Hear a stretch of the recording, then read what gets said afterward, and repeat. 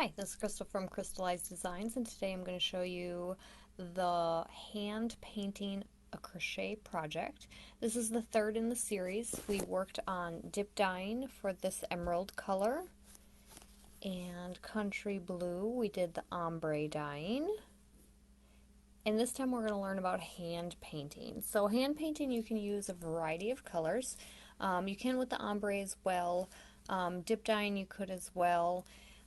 But I really like using this technique, the hand painting with multiple colors. That's my favorite to do.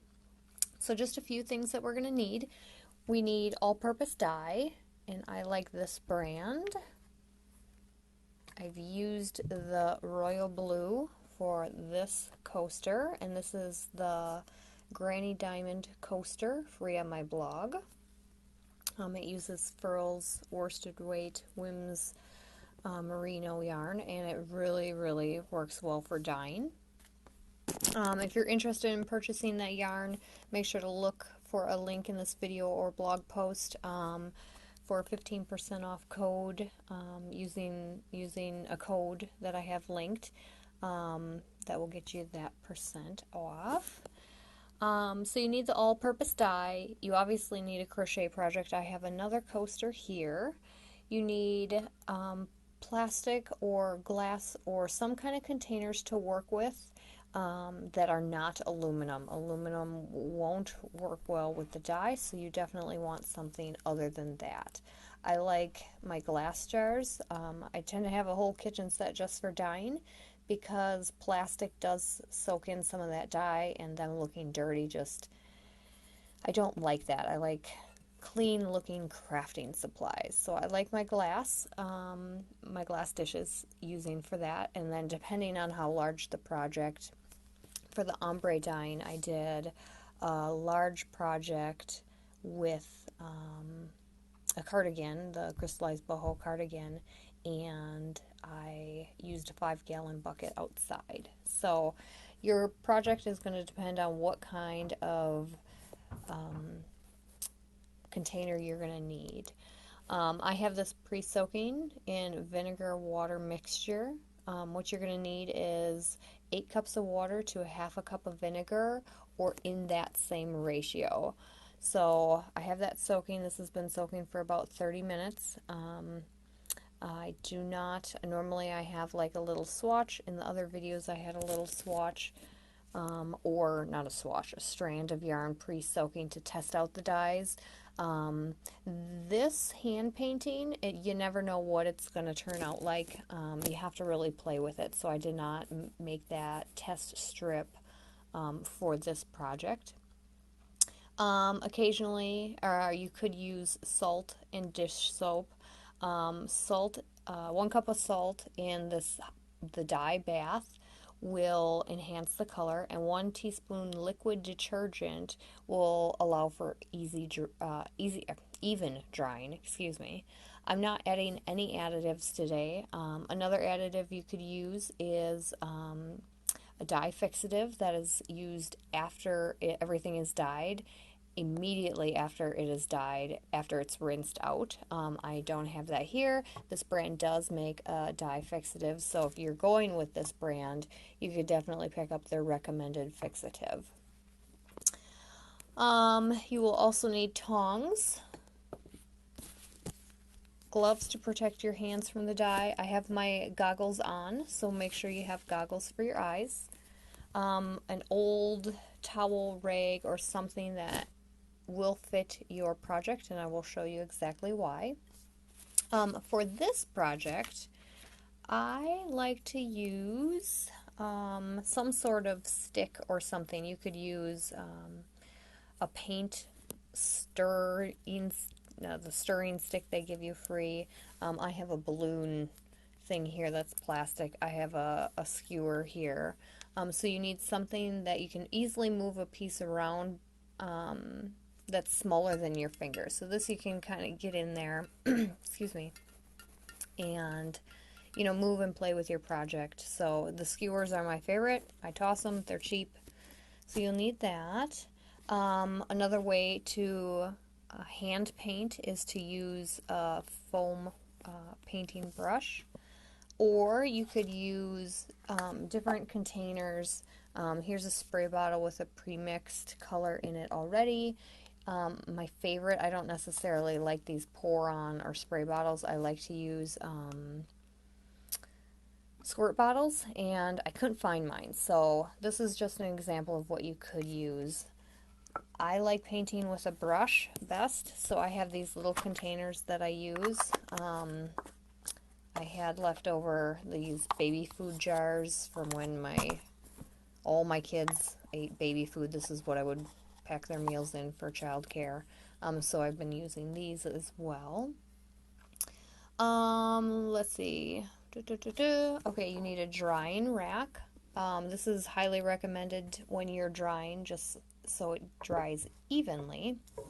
If you lay it on a surface, that bottom is going to kind of collect the water, and there's really going to be no airflow. So you definitely want a drying rack for quicker drying. All right, I think that is about it. Oh, and a tablecloth or something to protect your surface. I just keep all of my old party tablecloths, and I cut them in half and in fourth, and I use that for dyeing. I buy them at the dollar store, real cheap. I think we're ready. So the first step is to soak your project in the vinegar water, like I stated. This has been sitting at least for 30 minutes, probably a little bit more, while I got my kiddos to bed. And so you want to do that. So that's already pre-done for you. And then you want to prep your workstation. So make sure you have your goggles, your gloves, and your tablecloth. That you will definitely need. It's best to be by a sink. You can quickly clean up any spills. You can rinse your project easier. Unfortunately, with my setup, I don't have a sink nearby, so I can't do that. So that is the setup. This is very, very similar to dip dyeing and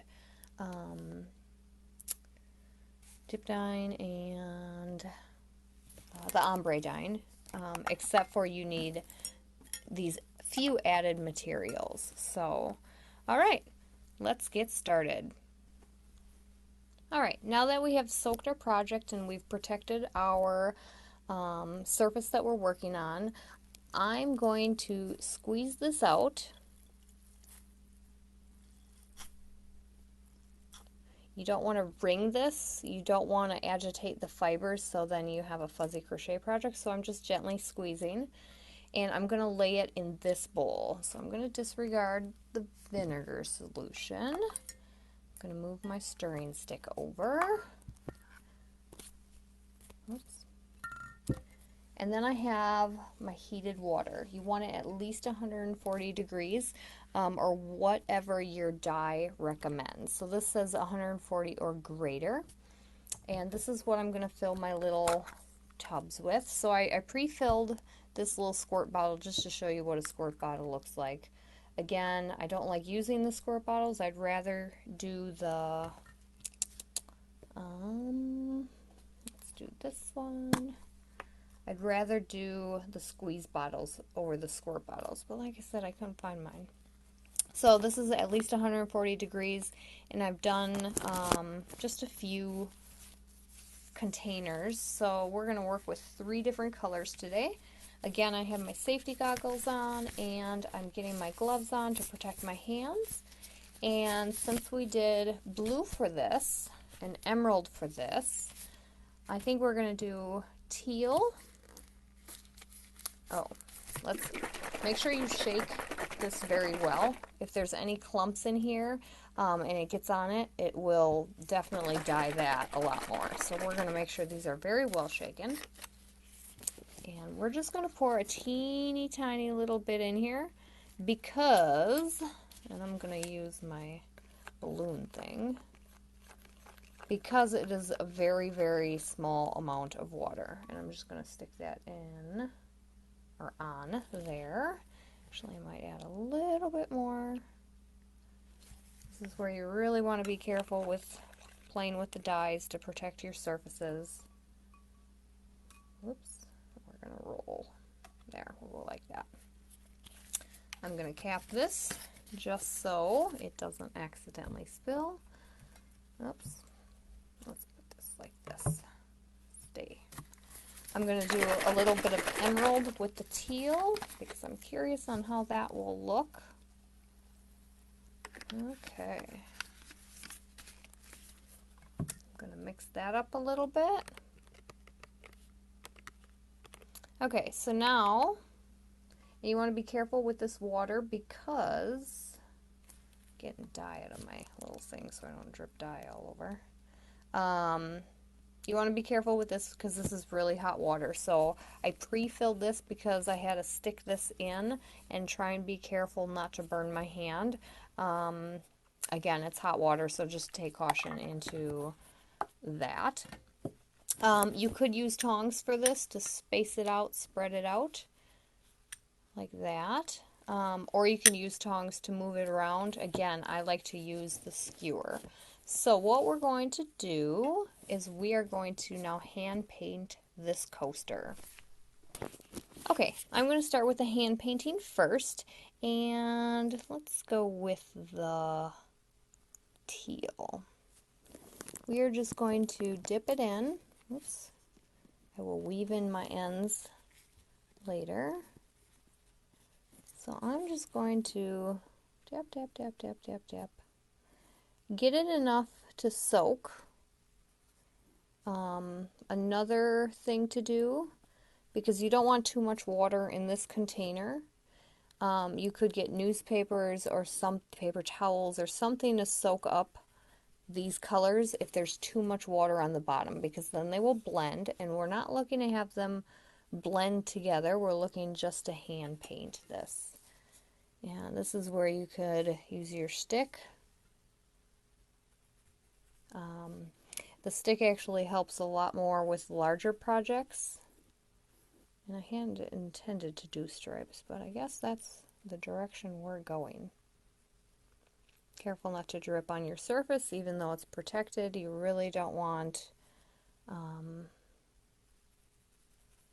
yeah, you'd rather not get dye on things. Alright, that line is a little crooked, so this is, actually I'm going to put a little bit more right here. This is, I'm going to hold this piece down and work with this color. Oh, shoot. So thankfully I'm working on the right side. This is where I'm going to use this cloth for right now. I'm going to just soak up some of this dye just so it doesn't mingle together. Just going to add a little bit more down each stripe.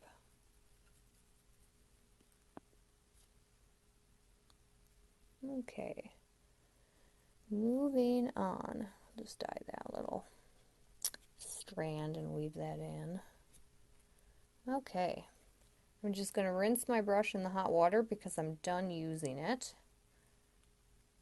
And I want to make sure there's really no dye in it. Put that there. I'm just going to use this rag butt. Okay, we're going to move that over carefully, and now we're going to work with the emerald. And it's definitely darker. Ooh, yeah, this is blending a little bit too well. I gotta be careful not to do the fibers. So I'm just kind of going right down the middle.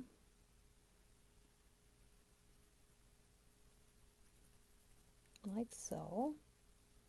Ooh. Okay, take more time than I'm actually doing because, yeah.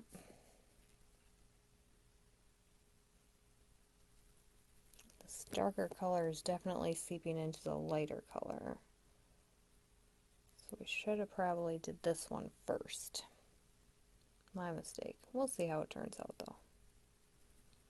Again, you can sop up any of the colors. You do want to make sure that you have saturated yarn unless you're going for a project with white in it. Hope my head's not in the way here. Alright. So that is my hand painted. We're just going to stop there for the moment. Okay, gonna wipe out my brush. I'm just going to check the back, being very careful. Okay, so the back is not as, oh, there's a mosquito in here. Not as pretty.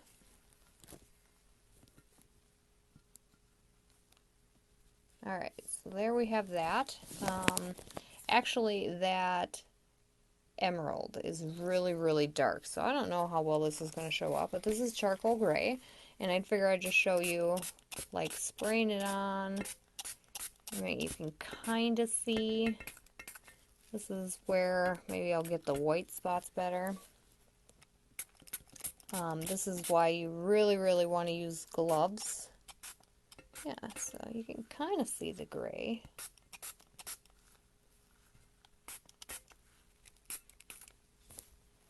I'm trying to be careful not to touch as much.